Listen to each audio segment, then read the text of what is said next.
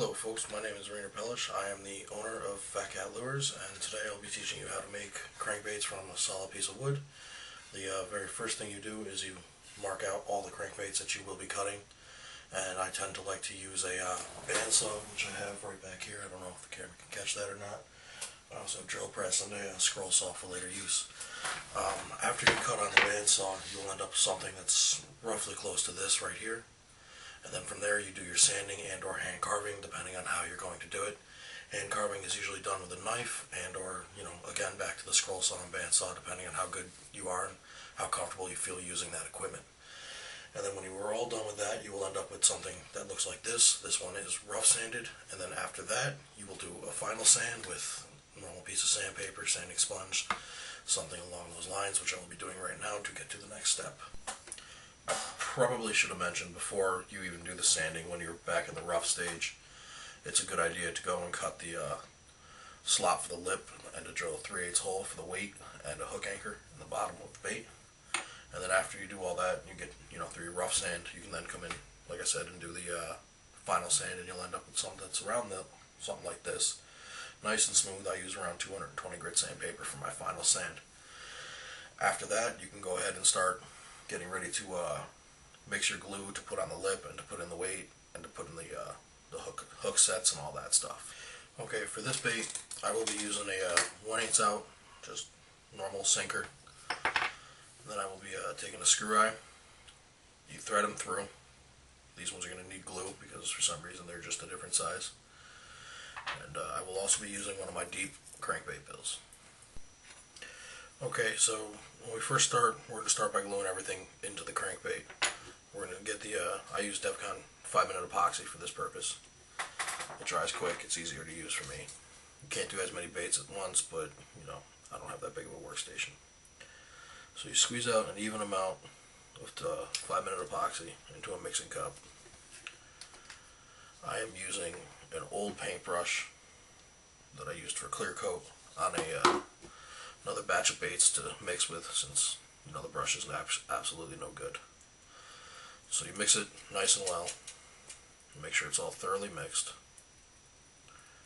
You then take a eye hook, get a little bit on the back end of the paintbrush, you spread it onto the threads, just an even amount, just not too much because it's going to ooze over and all that. You then take a 1/8 ounce weight, you stick the two together, give it a couple turns just so that way it sets nice and well, so now it's nice and strong. I then take a little bit more of the 2-ton epoxy, I spread it into the bait, as so. And to be safe that I get a nice even coat, I dip the actual setup that we have here with the eye hook into the epoxy. I then stick it in and I thread, if I can get it straight,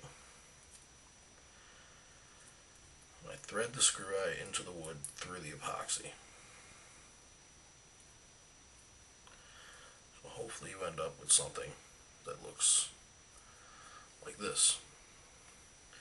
From there, we take another eye hook, we get a little bit more epoxy, spread it back over the threads, as so. We come to the back of the bait, we screw it into the back of the bait, keeping it nice and straight. A lot of guys pre-drill the holes, I pre-drill them, probably should have mentioned that earlier. A lot of guys also use through-wire construction, but that's a completely different bait build, and I tend to like this because it's a little bit of a more old-school design. So now you take this and you keep it as straight as possible with the other eye hook, so that way they're in line. We then go to the bill. I will be using a deep webbing bill. We take it, we dunk it into the epoxy, we stick it in, keeping this as straight as possible because this is going to control what it does in the water. Make sure it's even with the eye hooks. So if little bit. We do that now. You pick up the axis, and that is the beginning of making a crankbait.